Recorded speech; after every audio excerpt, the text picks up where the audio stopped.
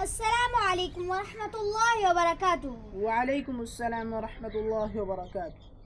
تو میرا آپ سے پہلا سوال یہ ہے کہ حضور صلی اللہ علیہ وسلم کے والد ماجد اور والدہ ماجدہ کی قبریں کہاں ہیں؟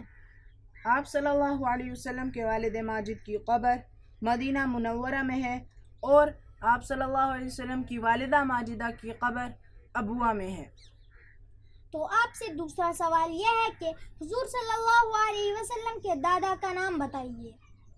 آپ صلی اللہ علیہ وسلم کے دادا کا نام ہے جناب عبد المطلب۔ تو میرا آپ سے تیسرا سوال یہ ہے کہ حضور صلی اللہ علیہ وسلم کے دادا کا سماجی درجہ کیا تھا؟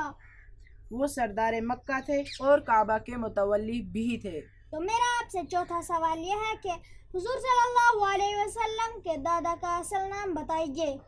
آپ صلی اللہ علیہ وسلم کے دادا کا اصل نام عامر تھا اور لقب شیبہ، لیکن عبد المطلب کے نام سے مشہور ہو گئے۔ تو آپ سے میرا پانچواں سوال یہ ہے کہ حضور صلی اللہ علیہ وسلم کے دادا کو عبد المطلب کیوں کہتے تھے؟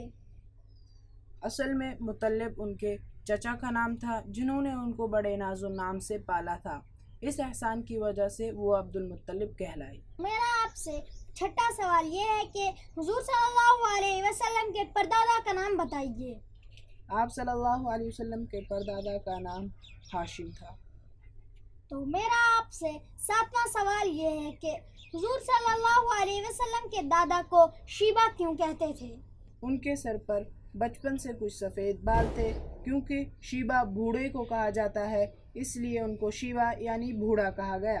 تو آپ سے میرا آٹھواں سوال یہ ہے کہ حضور صلی اللہ علیہ وسلم کے دادا کے انتقال کے وقت ان کی کتنی عمر تھی؟ تقریباً 110 سال۔ تو آپ سے میرا نوواں سوال یہ ہے کہ حضور صلی اللہ علیہ وسلم کے دادا کے انتقال کے وقت عام الفیل کو کتنے سال گزر چکے تھے؟ 8 سال۔ تو آپ سے میرا 10واں سوال یہ ہے کہ حضور صلی اللہ علیہ وسلم کے دادا کا ننیحال کہاں تھا؟